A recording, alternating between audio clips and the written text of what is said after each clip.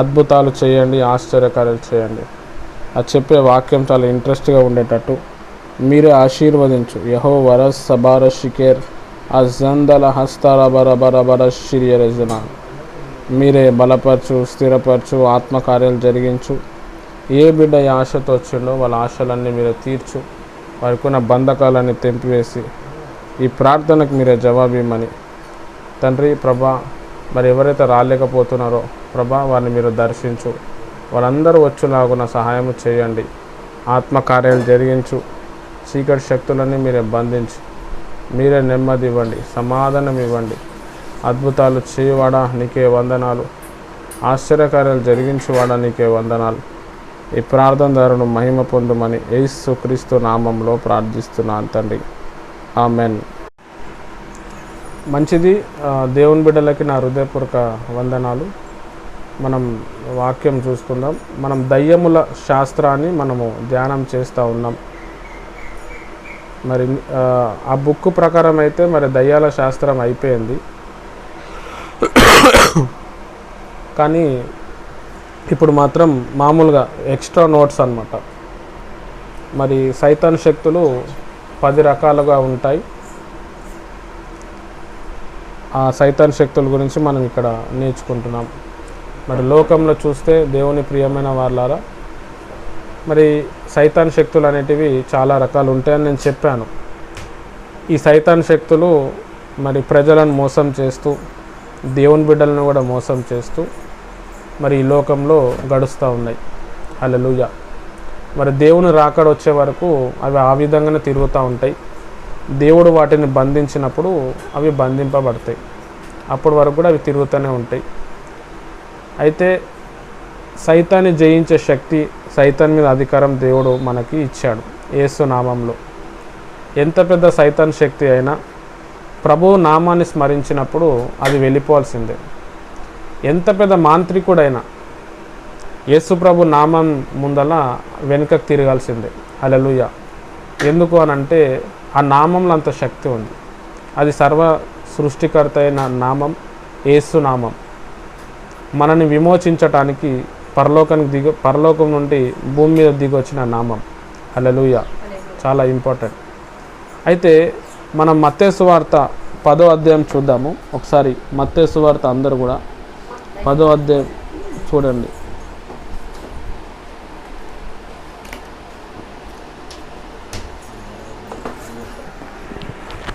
మత్తయి సువార్త 10వ అధ్యాయం. ఒకసారి అందరు కూడా ప్రైజ్ లార్డ్ చెప్పండి. ఎంతమంది ఉన్నారో తెలుస్తుంది. Praise lord.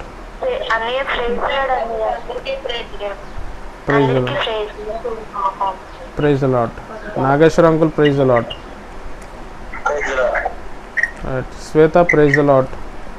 కనకక్క ప్రైజ్ లార్డ్. తౌడమ్మక్క ప్రైజ్ లార్డ్. ఓకే.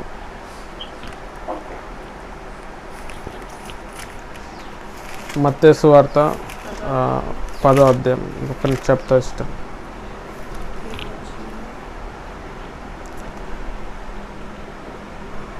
మత్తయి సువార్త 10వ అధ్యాయం మొదటి నుంచి నేను చదువుతాను, మీరు వినండి. ఆయన తన 12 మంది శిష్యులను పిలిచి అపవిత్రాత్మలను వెళ్ళగొట్టుటకును, ప్రతి విధమైన రోగమును, ప్రతి విధమైన వ్యాధిని స్వస్థపరచుటకు వారికి అధికారం ఇచ్చాను. హల్లెలూయా. యేసుప్రభు వారు మరి తన 12 మంది శిష్యులను పిలిచి అపవిత్రాత్మలు అన్నాడు. ఫస్ట్ చెప్పిందే అది. దానికి లింకులు ఏమంటున్నాడు? ప్రతి విధమైన రోగం అంటున్నాడు. హల్లెలూయా. ఈ అపవాది ఏం చేస్తుంది అంటే రోగాలు తీసుకొస్తుంది. అందుకే యేసుప్రభు ఏమంటున్నాడు? అపవిత్ర దయ్యములు అంటున్నాడు. తర్వాత ప్రతి విధమైన రోగము, ప్రతి విధమైన రోగము అపవాది తీసుకొస్తాడు. మనకు ఆ పవర్ ఉంటుంది. హల్లెలూయా. ఆ వ్యాధిని స్వస్థపరచుటకు వారికి అధికారం ఇచ్చాను. ఆ రోజు శిష్యులు ఉన్నారు, వాళ్ళకి ఇచ్చిండు. ఈరోజు దేవుడు నీకు నాకు ఆ అధికారం ఇస్తున్నాడు. హల్లెలూయా. మనం ఎంత విశ్వాసంతో పోతే అంత గొప్పగా విడుదల దేవుడు మన ద్వారా జరిగిస్తాడు. తర్వాత ఇక్కడ చాలా ఇంపార్టెంట్ విషయము ఏంది అని అంటే యేసు శిష్యుల గురించి అంతా ఉంటుంది. చూడండి 3వ వచనం. యేసు ఆ 12 మందిని పంపుచు వారిని చూచి వారికి ఆజ్ఞాపించినది ఏమనగా, మీరు అన్యజనులు దారిలోకి వెళ్ళకుడి, సమరియలు ఏ పట్టణంలోనైనా ప్రవేశింపకుడు కానీ ఇశ్రాయేలు వంశంలో నశించిన గొర్రెల యొద్దకే వెళ్ళుడి. అన్యజనుల దగ్గరికి ఎందుకు పోవద్దు అన్నాడంటే అప్పటికి ఇంకా రక్షణ స్టార్ట్ కాలే. యేసుప్రభు రక్షణ ఎప్పుడు స్టార్ట్ అయింది అంటే యేసుప్రభు వారు చనిపోయి తిరిగి లేచిన తర్వాత స్టార్ట్ అయింది. కాబట్టి ఇక్కడ యేసుప్రభు ఏమన్నాడంటే నశించిపోతున్న ఇజ్రాయేల్ ప్రజల దగ్గరికి మీరు వెళ్ళండి, వాళ్ళని మీరు రక్షించండి అంటున్నాడు. హల్లెలూయా. ఇప్పుడు మనం ఏం చేయాలా? అన్యజనుల దగ్గర మనము వెళ్ళాలా, ఎందుకంటే రక్షణ అనేది స్టార్ట్ అయింది కాబట్టి. ఇశ్రాయేల్ వంశంలో నశించిన గొర్రెల యొద్దకు వెళ్ళుచు పరలోక రాజ్యం సమీపించి ఉన్నదని ప్రకటించుడి. మళ్ళా చెప్తున్నాడు, రోగులను స్వస్థపరచుడి, చనిపోయిన వారిని లేపుడి, కుష్టి రోగులను శుద్ధులుగా చేయుడి, దయ్యములను వెళ్ళగొట్టుడి, ఉచితంగా మీరు పొందితిరి, ఉచితంగా మీరు ఇవ్వుడి. హల్లెలూయా. దేవుడు మనకి చెప్తున్నాడు, ఏమంటుండంటే పరలోక రాజ్యం సమీపించిందని చెప్పి సువార్త చెప్పండి, అందరి దగ్గరకు వెళ్ళండి, తర్వాత పేషెంట్లను స్వస్థపరచండి, చచ్చిపోయిన వారిని మీరు లేపండి అంటున్నాడు. కాన్ఫరెన్స్లో మన అందరికీ దేవుడు ఆ అధికారం ఇచ్చిండు. మీరు ప్రార్థన చేస్తే చనిపోయిన వారు కూడా లేస్తారు. హల్లెలూయా. కుష్టి రోగుల్లో ఉన్న వాళ్ళు శుద్ధులైపోతారంట. దయ్యమును వెళ్ళగొట్టండి అంటే దేవుడు కుష్టి వ్యాధుల మీద, చనిపోయిన వ్యక్తుల మీద, దాని తర్వాత దయ్యముల మీద మీ అందరికి కూడా దేవుడు ఏం చేశాడు? అధికారం ఇస్తున్నాడు. హల్లెలూయా. ఉచితంగా మీరు పొందితిరు కాబట్టి ఉచితంగా చేయండి అంటున్నాడు. ఇక్కడ మనం చాలా ఇంపార్టెంట్, ఇక్కడ ఈ సబ్జెక్ట్ మనం ఎందుకు నేర్చుకుంటున్నాము అంటే లోకంలో అంతా కూడా దురాత్మలు, సైతాన్ శక్తులు అనేటివి పనిచేస్తున్నాయని అర్థం చేసుకోవాలి. ఈ సైతాన్ శక్తులు ఒక 10 రకాలు ఉన్నాయన్నమాట, 10 డిపార్ట్మెంట్స్. ఈ 10 డిపార్ట్మెంట్స్ నేను మామూలుగా చెప్తాను, తర్వాత మీకు నోట్స్ ఇస్తాను. యూట్యూబ్లో కూడా కొన్ని వాక్యాలు ఉంటే అది విన్నా సరిపోతుంది. ఈ 10 డిపార్ట్మెంట్స్లో ఏమి అనంటే ఒకటేమో పిరికితనం గల ఆత్మ అన్నమాట. చిన్న పురుగును చూసినా లేకపోతే ఏదైనా ఫోన్ వచ్చినా భయపడుతూ ఉంటాం, అదొక ఆత్మ అన్నమాట. దాని తర్వాత అబద్ధాన్ని నిజం అనే భ్రమలో ఉంచే ఆత్మ, ఇది కూడా బైబిల్లో ఉన్నది. తర్వాత ప్రవక్తలను సైతం మోసగిస్తున్న ఆత్మ అన్నమాట, అంటే మోసపరచు ఆత్మ. తర్వాత దాస్యపు ఆత్మ అన్నమాట, అంటే ఊకే ఫోన్ చూడటం, ఊకే తాగుడుగా ఉండటం, ఊకే వ్యభిచారంలో ఉండటం, ఇదంతా కూడా దాస్యపు ఆత్మ అని చెప్పి ఒక ఆత్మ ఉంటుంది. దాని లోపల ప్రజలందరూ కూడా ఇబ్బంది పడుతూ ఉంటారు. మోసపరచు ఆత్మ ఉంటుంది, ఇది మోసం చేస్తూనే ఉంటుంది. దేవుని వాక్యం ఒకటైతే ఒకటి చెప్తూ ఉంటుంది, అందులో అద్భుతాలు, స్వస్థతలు కూడా జరుగుతాయి, కానీ అది మోసపరచు ఆత్మ, పిరికితనం గల ఆత్మ. దాని తర్వాత భ్రమపరచు ఆత్మ, సేమ్ యేసుప్రభు లెక్కన ఉంటాడు కానీ యేసుప్రభు కాడు, భ్రమ. ఈ భ్రమపరచు ఆత్మ ఒక వ్యక్తిలో ఉన్నప్పుడు విపరీతమైన అహంకారం వస్తుంది, విపరీతమైన గర్వం వస్తుంది. కాబట్టి ఎక్కువగా అహంకారం, గర్వంగా ఉన్న వాళ్ళ మీద ఈ భ్రమపరచు ఆత్మ ఉంటుంది. కొంతమంది వ్యక్తులను మీరు చూడండి, మీరు చేసే తప్పు అని చెప్పారు అనుకోండి, వాళ్ళకి మస్తు కోపం వస్తుంది. ఎంత కోపం వచ్చేస్తుంది అంటే అంత కోపం వచ్చేస్తుంది. అసలు వాళ్ళు సమర్థించారనమాట. వాళ్ళందరి లోపల ఈ భ్రమపరచు ఆత్మ ఉంటుంది. ఈ ఆత్మనే వాళ్ళకి డబ్బులు ఇస్తుంది, ఈ ఆత్మనే వాళ్ళకి పాపంలో పడేస్తుంది. హల్లెలూయా. దాని తర్వాత బలహీనపరచు ఆత్మ, ఇది దీర్ఘకాలిక రోగాలను తీసుకొస్తుంది. అంటే ఎట్లుంటుందంటే ఎన్ని ట్యాబ్లెట్లు వాడినా తగ్గదు, కానీ రోగం అయితే ఉంటుంది. ఇది ఏంది అంటే బలహీనపరచు ఆత్మ. ఈ ఆత్మ పట్టిన తర్వాత ఏమైపోతాడంటే మనిషి మెల్లగా మెల్లగా మెల్లగా మెల్లగా మొత్తం డల్ అయిపోతాడు, బాడీ పార్ట్స్ అన్నీ పాడైపోతాయి. ఏ మెడిసిన్ పనిచేయదు, ఏ మంత్రం పనిచేయదు, కానీ ఈ ప్రాబ్లం అయితే ఉంటుంది. ఇవి డిపార్ట్మెంట్స్ అన్నమాట సైతాన్ శక్తుల్లో. తర్వాత అపవిత్రాత్మ. అపవిత్రాత్మ అంటే కొంతమందిని చూడండి, వాళ్ళకి స్నానం చేయబుద్ధి కాదు, నీట్నెస్ ఉండదు ఇంట్లో, ఊకే గొడవలు అవుతాయి. మనకు నీట్నెస్ లేకపోతే నిద్ర కూడా రాదు, వాళ్ళకి మంచి నిద్రపోతూనే ఉంటారు. హల్లెలూయా. దాని తర్వాత మనం చూస్తే అబద్ధమాడు ఆత్మ. ఇవేం చేస్తుంది అంటే అన్ని అబద్ధాలు ఆడిపిస్తూ ఉంటుంది. మీకా అనే ప్రవక్త ఒక దగ్గర అహాబు రాజు దగ్గరకు వచ్చినప్పుడు 400 ప్రవక్తలు ఏం చేస్తాడు అంటే ఆయన యుద్ధంలో గెలుస్తాడని చెప్తాడు. మీకా దర్శనం చూస్తాడు. మరి ఈ మీకాని ఎట్లా డిస్టర్బ్ చేద్దాము అంటే ఒక ఆత్మ వచ్చి చెప్తుంది, ఆయన దగ్గర 400 మంది ప్రవక్తలు ఉన్నారు కదా, వాళ్ళందరి నోట్లో నేను అబద్ధం చెప్పిస్తా. వాళ్ళు అబద్ధం చెప్తారు. మరి అహాబ్ రాజు అనేట ఆయన యుద్ధానికి వెళ్ళినప్పుడు ఆ యుద్ధంలో చనిపోతాడు. మరి ఇక్కడ మీకా దైవజనుడు ఏమని చెప్పిండు అని అంటే, మీరు యుద్ధానికి వెళ్ళకండి సార్, మీరు చచ్చిపోతాడని చెప్తాడు. ఈయన ఒక్కటి నిజం చెప్పిండు. ఈ 400 మంది ఏం చేసినట్టు అబద్ధం చెప్పిండు. దానికి కారణం ఏంటంటే అబద్ధము ఆత్మ. ఈ అబద్ధం ఆత్మని ఈ లోకంలో చాలామందికి ఏం చేస్తుంది అంటే డబ్బు వైపు నడిపిస్తూ ఉంటుంది. దాని తర్వాత ఎక్కువగా ప్లెజర్స్ అంటే ఎక్కువ కోరికలు తీర్చుకునేటట్టు ఈ అబద్ధము ఆత్మ చేస్తుంది. చాలామంది బిజినెస్లో కావచ్చు, వ్యాపారంలో కావచ్చు, వాళ్ళ లైఫ్లో కావచ్చు, భార్యని అబద్ధాలు చెప్పి మోసం చేయటం, అబద్ధాలు చెప్పి దాని తర్వాత ఆస్తులు కాజేయటం, అబద్ధాలు చెప్పి సంపాదించుకోవటం, ఇదంతా కూడా ఈ అబద్ధపు ఆత్మ ఏం చేస్తుంది అంటే చేస్తుంది. హల్లెలూయా. చాలామంది సేవకుల్లో కూడా ఈ అబద్ధపు ఆత్మ ఉంటుంది. వాళ్ళు చెప్పే ప్రవచనాలు కావచ్చు, వాళ్ళు చెప్పే ప్రసంగాలు కావచ్చు, ఇవన్నీ అబద్ధంతో కూడుకొని ఉంటుంది. దాని తర్వాత మూర్ఖత్వపు కలిగించే ఆత్మ.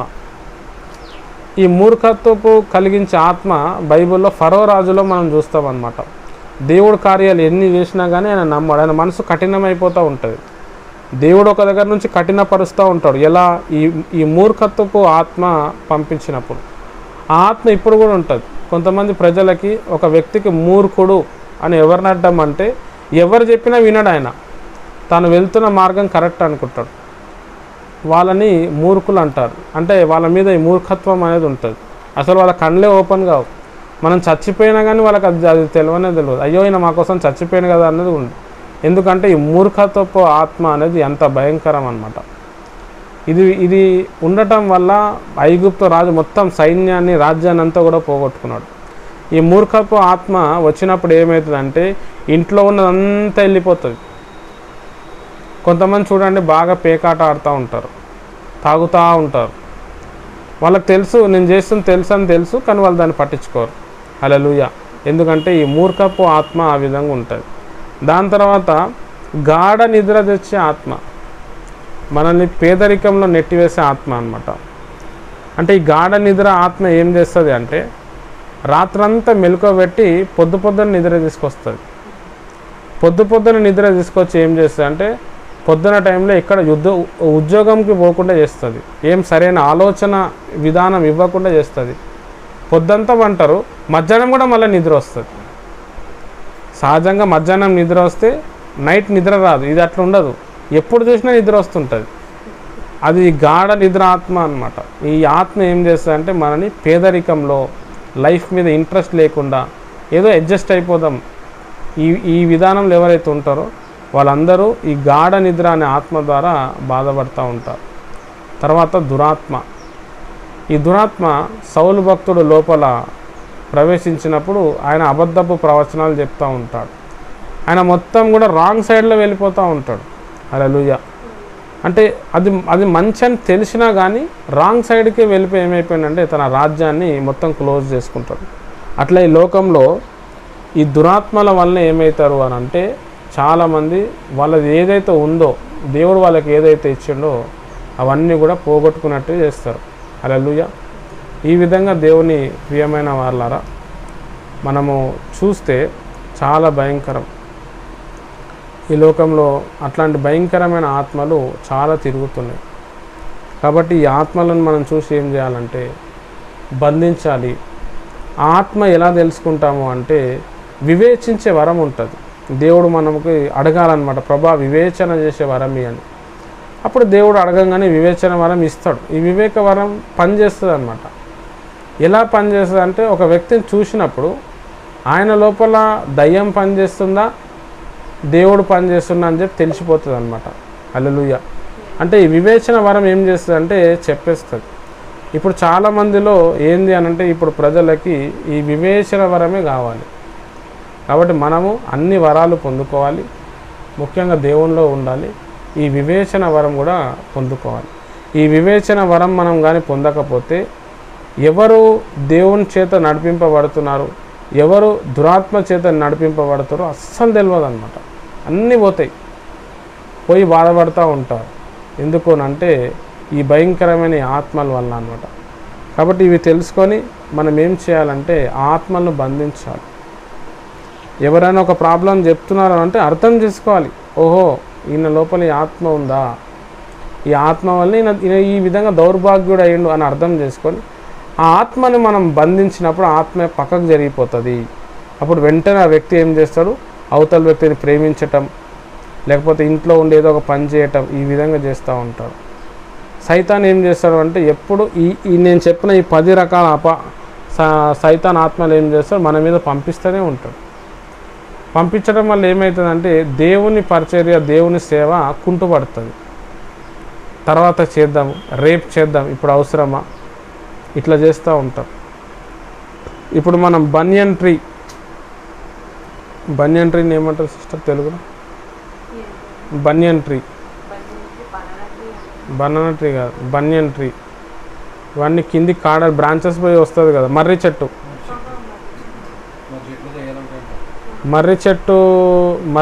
ఉంటుంది కదండి, ఆ మర్రి చెట్టు టైప్లో ఉంటుంది అన్నమాట.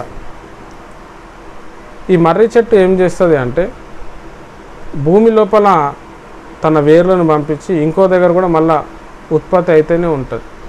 ఇక దానికి ఎండ అనేది ఉండదు. ఈ సైతాన్ శక్తులు కూడా ఏం చేస్తాయి అంటే ఒక మనిషి లోపల దూరి బలంగా పాతుకుపోయి ఏం చేస్తాయి అంటే ఆ మనిషిని రాంగ్ డైవర్షన్లో తీసుకుపోతుంది. దీన్ని బట్టి ఏం తెలుసుకోవాలంటే ప్రతి వ్యక్తిలో సైతాన్ శక్తి పనిచేస్తుంది. ఓన్లీ ప్రార్థన చేసే వాడి మీద, బైబుల్ చదివే వారి మీద తప్ప ప్రతి వ్యక్తిలో, ప్రతి స్థలంలో సైతాన్ శక్తి అనేది పనిచేస్తుంది. సైతాన్ శక్తి అంటే మనం చచ్చిపోయిన మన క్యాండిడేట్స్ కాదు, అవి చెడ్డ ఆత్మలు, అపవిత్రమైన ఆత్మలు. వాటిని జయించడానికి యేసయ్య భూమి మీదకి వచ్చాడు, ఆయన జయించి వెళ్ళిపోయాడు. మనకి ఎప్పుడైతే ప్రభా నాకు ఈ సమస్య నుంచి బాధపడుతున్నా, ఈ ఆత్మ చేత నేను పీడింపబడుతున్నా, కానీ ఏ ఆత్మనో నాకు తెలియదు ప్రభా అంటే కూడా దేవుడు మనకు విచక్షించే జ్ఞానం ఇస్తాడు, ప్రార్థన చేసే మనసు ఇస్తాడు. వాటి ద్వారా మనం ఏం చేయొచ్చు అంటే సైతాన్ని ఎదిరించవచ్చు. హల్లెలూయా. దేవుడి మాటలు దీవించునుగాక. ఆమేన్. కాబట్టి ఇప్పుడు మీరు ఈ సబ్జెక్టు విన్నారు కదా, దీన్ని బట్టి మీరు ఏం తెలుసుకోరు. ఆరాధన చేస్తున్నప్పుడు మీకు ఏదైనా అనిపిస్తే చెప్పండి. Thank you. మీరు ఆరాధన చేసినప్పుడు మరి మీలో నుండి దేవుడు మాట్లాడినప్పుడు నా హృదయం అంతా కదిలించబడింది. ఏదో నేను పొందుకుంటున్నాను, పెద్ద ఏదో ఒక నేను పొందుకుంటున్నాను అన్నట్టు అంత ఫీల్ అయిపోయింది. నాకు అన్నీరైతే అసలు ఆగలేదు. ఆరాధన మొదలుకు లాస్ట్ వరకు కూడా నాకు అన్నీరు అసలు ఆగలేదన్న.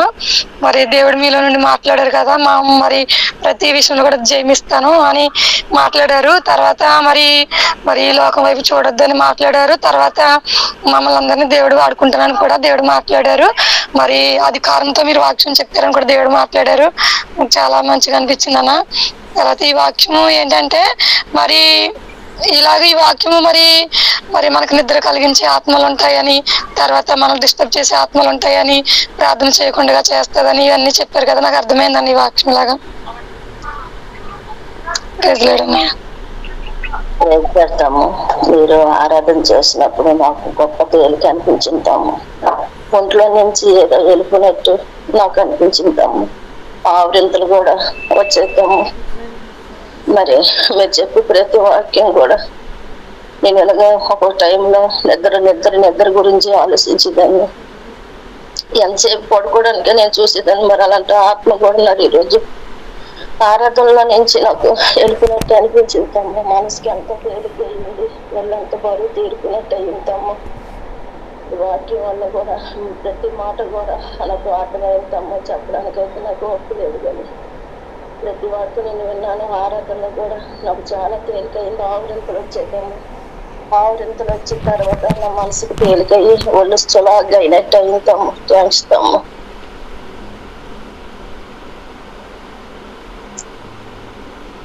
తమ్ముడు ఆరాధన చేసేటప్పుడు అంటే దేవుని ఆత్మ దిగి వచ్చినలాగా అనిపించింది తమ్ముడు. అంటే నేనే విషయాల్లోనైతే బాధపడి నిస్పృహలో ఉన్నాను. అదే మీలో దేవుని ఆత్మ వచ్చి మీతో మాట్లాడి నన్ను ధైర్యపరిచింది.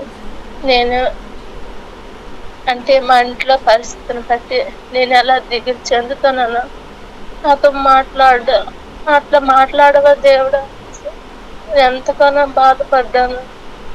మా అమ్మ లేదు, నాన్న లేదు, ఎవరు లేదు, ఎవరితో చెప్పుకోవాలి ఈ బాధ అనేసి అనుకున్నప్పుడు నేను అమ్మ నాన్నగా నేనున్నాను, నేను తోడుగా ఉన్నాను, నువ్వు ధైర్యపడకు నా కుమార్తె నా కుమారుడు, మీరు ధైర్యపడకు, ధైర్యంగా ఉండండి, నేనున్నాను, హెచ్చరికండి, మీరు ఏ విషయంలో కూడా చింతించకండి, మీ పరిస్థితిని అంతా నేను చూస్తున్నాను, మీకు నేను సహాయం చేస్తాను, వాళ్ళలో ఒంటరైనా ఏమంత సమానం, నేను ఒక్కదాన్ని, నాకు ఎవరు సహాయం చేసేవారు లేదు, నేను చాలా బాధపడ్డాను. నా పరిస్థితి ఇప్పుడు నాకు ఇంట్లో ఇబ్బంది, నాకు తెలియదు లోటు అంటే నాకు తెలియదు. ఈ ప్రార్థనలో ఏకీపించి ప్రార్థనలో బలపడుతున్న కొద్ది దేవుని విశ్వాసం నమ్మకం వచ్చిన కొద్ది రాను నాకు ఇంట్లో ఎందుకు కరువు చూపిస్తుందో నాకు తెలియట్లేదు. ఇంట్లో ఎప్పుడు ఒక వారం రోజులు 10 రోజులు ఉంటుండే కదా, నాకు అన్ని సమృద్ధిగా ఉండేది, సమస్తం ఇప్పుడు అన్ని లోటుగా ఉన్నాయి. అన్ని విషయాలు తల్లిదండ్రులు జ్ఞాపకం చేసుకుంటాను, అన్నదమ్ములు జ్ఞాపకం, ఎవరు సహాయం లేదు, ఎవరు లేదు, ఎవరిని అడుగుతాను అని ఒక పక్క ఆలోచిస్తాను, ఒక పక్క దేవుడి వైపు చూస్తాను.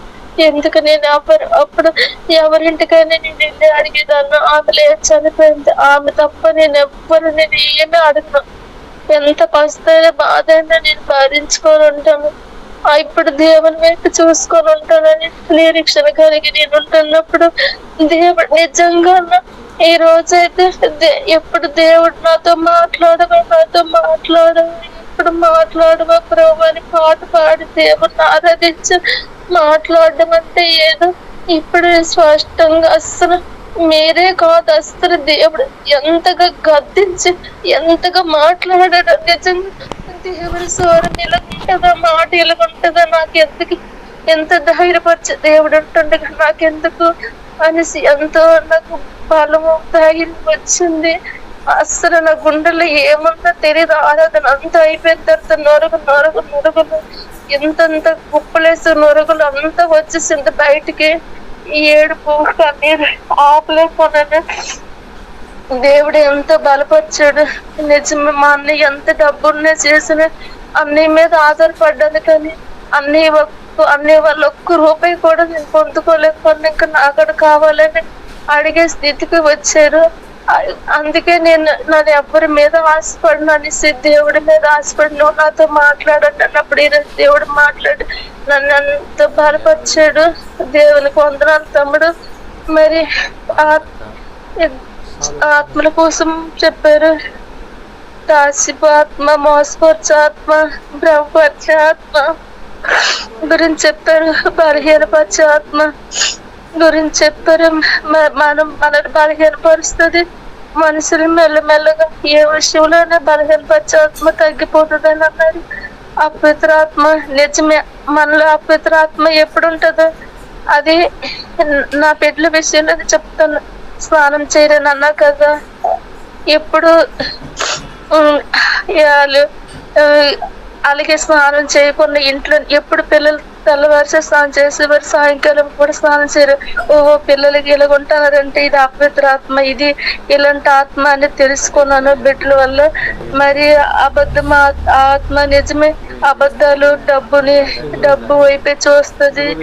మరి ఎక్కువ కోరికలు తీర్చుకోవడానికి అన్ని విధాలుగా ఉంటదని చెప్పారు. మూర్ఖపు ఆత్మ మూర్ఖత్వంగా ఉంటారు.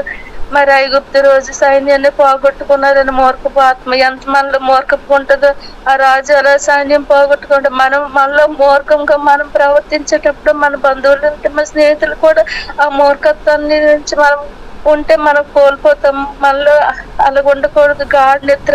నిజమే గాఢ నిద్ర ఆత్మ ఉండేటప్పుడు రాత్రంతా ఎక్కువ మెలకువగా ఉండి తెల్లవారు మొత్తం అవుతుందంటే అది మన ఇంటికి నాశనానికి, దరిద్రానికి, తేడానికి అని అవి. అయితే వాటి విధంగా మనం వండుకున్న ఈ దేవుని వివేచన వరం అడిగి దేవుని ఎంత మనం ఎంత తండ్రి ఏ మనుషుల కాడ ఎలా ఉండాలి, ఎవరితో ఎలా మాట్లాడాలి, ఎవరికాడ ఎలా నడవాలని దేవుని వివేచన వరం అడిగితే అన్ని విషయాలు కూడా మనకు దేవుడు మనతో మాట్లాడుతాడు, నేర్పిస్తాడు, తెలియపరుస్తాడు అని చెప్పారు తమ్ముడు. ఈ కొద్ది మాటలు దీవించిన కాక. ఆమేన్.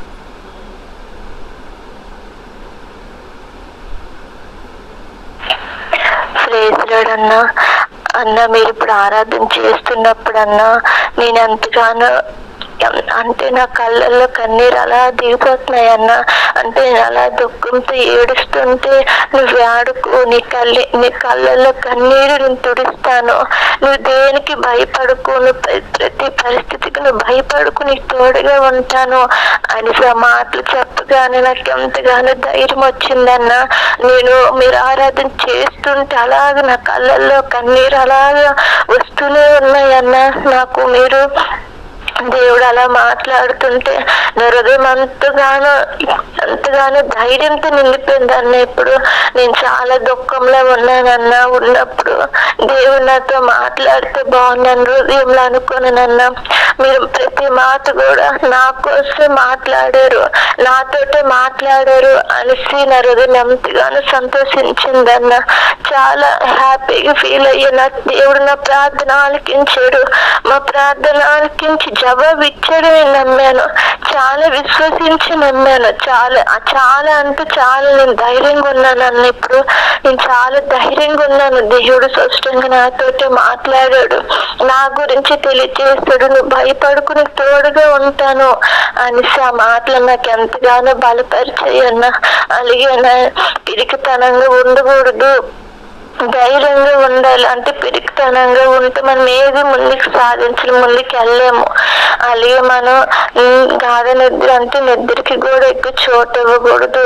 అవన్నీ కూడా సాతానే కలిగిస్తాడు, అవన్నీ కూడా సాతానే భ్రమపరుస్తాయి. అబద్ధాలన్నీ కూడా బలహీనత పరిచేది కూడా సాతాను అనేసి ఇవన్నీ తెలియచేశారన్న. ఇవన్నీ ఇందులో ఉన్నవన్నీ మనం ఉండకుండా మనం ప్రత్యేకంగా ఉండాలని, వీటిలన్నీ మనం చేయించాలని వాక్యం ద్వారా అర్థమైందన్న. చిన్న మాటలు ఏడుదించిన గాక.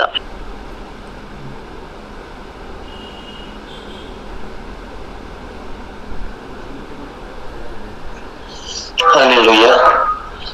దేవుడు మనం మర్చిపోయినప్పుడు కూడా మరవకుండా మనలను ఈ విధంగా ఎవరు ఏ పరిస్థితుల్లో ఉన్నారో వాక్యం ద్వారా విడుదల దయచేసి, ముఖ్యంగా ఈ కొంచెం సేపు దేవుని సన్నిధిలో ఉండటం వలన దేవుని యొక్క ఆలోచన ప్రకారం మనము మన విధులు మన బలహీనతలను జయించుటకు దేవుడు వాక్యం ద్వారా మనతో మాట్లాడుతున్నాడు. మరి మనం ఇంటికాడైతే మనం ప్రార్థన చేసుకోలేము. మన ఒకళ్ళంగా ఉంటే ఏదో ఒక రకంగా అపవాది మోసపరుస్తుందని ఈ 10 ఆత్మల ద్వారా తెలియపరిచి ఉన్నారు. దేవునికి మహిమ కలుగును గాక. మరి దీనిలో కొంచెం సేపు మనం ఉండటం వలన ఏంటంటే మన పరిస్థితిని మనం అర్థం చేసుకుని మన బలహీనతలను విడుదల దయచేయటకు, వాటిని జయించుటకు దేవుడు పరలోక జ్ఞానం మనకు అనుగ్రహించి ఉన్నాడు. అందును బట్టి నేను దేవునికి ఎంతో స్తోత్రం చెల్లిస్తున్నాము. మరియు ప్రతి వారి యొక్క అభిప్రాయం చెప్పి ఉన్నారు చక్కగా. దేవుడు పంపించిన ఒక దూత అని మనము దైవజనుల్ని భావించి మనము ఎప్పటికప్పటికి బలపరచడానికి దేవుడు సహాయం చేస్తున్నాడు అని నేను అనుకుంటున్నాను.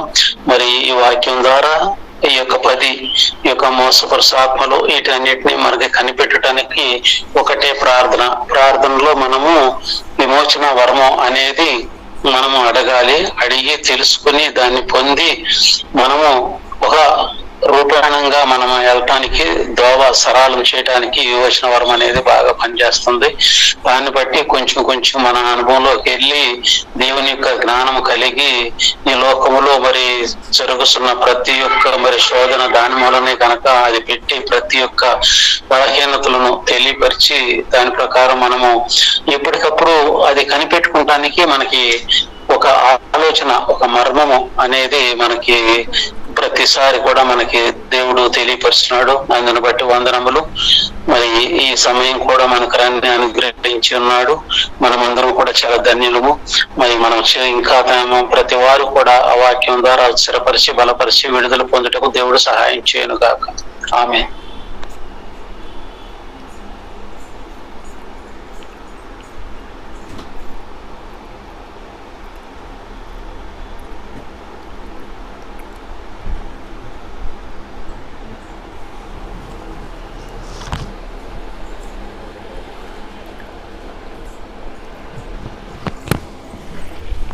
మంచిది. అక్క చెప్పండి.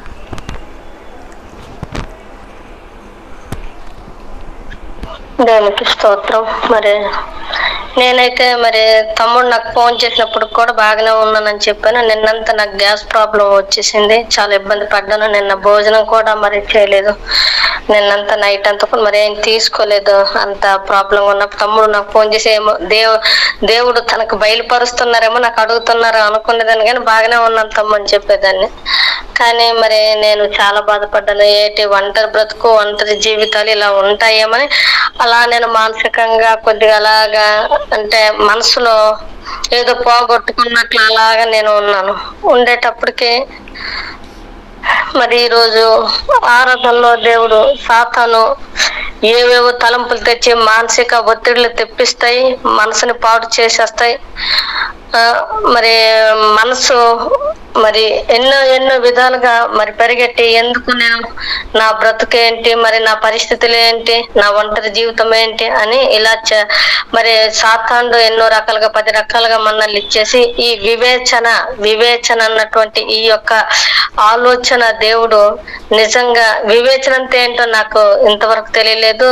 దేవుని కృపను బట్టి మరి దైవ సేవకులు ఈ రోజు చెప్పి ఉన్నారు ఈ వివేచన. మరి దీనికోసము మరి 10 రకాల ఆత్మలు అంటే ఈ దెయ్యపు ఆత్మలు సాతాను యొక్క ఆలోచనలు తెలుసుకోవటమే వివేచనని మరి తెలియపరిచారు. మరి నేనైతే కొద్దిగా కృంగినట్లు ఉండేదాన్ని, కానీ ఇప్పుడు ఈ స్తుతారాధనలో దేవుడు మాట్లాడుతూ మీతో నేనున్నాను, దైవ సేవకుని నేను వాడుకొని మరి మిమ్మల్ని నేను తన ద్వారా మీకు మరి నేను తనను పంపించి తన ద్వారా మీకు మరి సహాయం చేసే దీనిగా నేను ఏర్పాటు చేసుకున్నాను కనుక దేవుడు మరి మనల్ని కృంగిపోయిన మనల్ని ఒక సహాయములాగా దేవుడు తనని పంపిస్తున్నారని మరి నేనైతే నిజంగా బాగా నేను ఆలోచనలో పడిపోయినా. ఏం చెప్పాలి, ఏంటి లేదు, ఏంటి నా పరిస్థితి అనుకొని ఇలా నేను ఉండడమేనా ఏంటి అనుకొని నేను అనుకుంటున్నాను. కానీ దేవుని కృపను బట్టి దేవుడు ఈ రోజు స్తుతారాధన చేసినప్పుడు దైవ సేవకులతో మాట్లాడిన దీన్ని బట్టి చూస్తే సాతానే ఇలాంటి ఆలోచన తెప్పించి కృంగదీస్తాయి అని నేను తెలుసుకున్నాను. ఇక మరి నేను ఈ రోజు నుండి నేను అలా ఉండను. నాకు దేవుడు ఉన్నాడు, నా అమ్మా నాన్న ఆ దేవుడే అన్నట్లు మరి నేను మరి దైవ సేవకులు మరి ఆరాధనలో కూడా ఆ యొక్క విషయాన్ని చెప్పారు.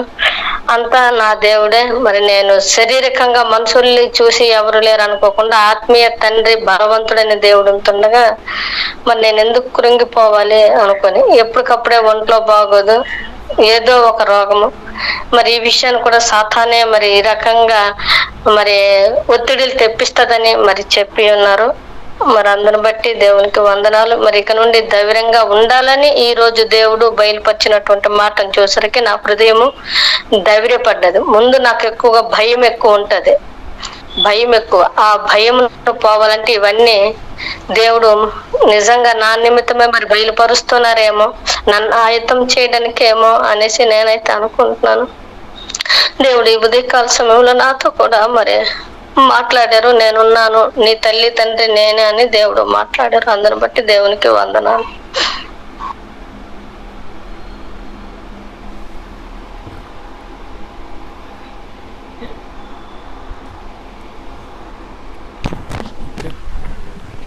మంచిదాకా ప్రార్థన చేసుకుందాం. స్తోత్రం తండ్రి, పరిశుద్ధమైన దేవా నీకు వందనాలు ప్రభు. మరి ఈరోజుకి ఆ దయ్యం శాస్త్రం సబ్జెక్ట్ అయిపోయింది.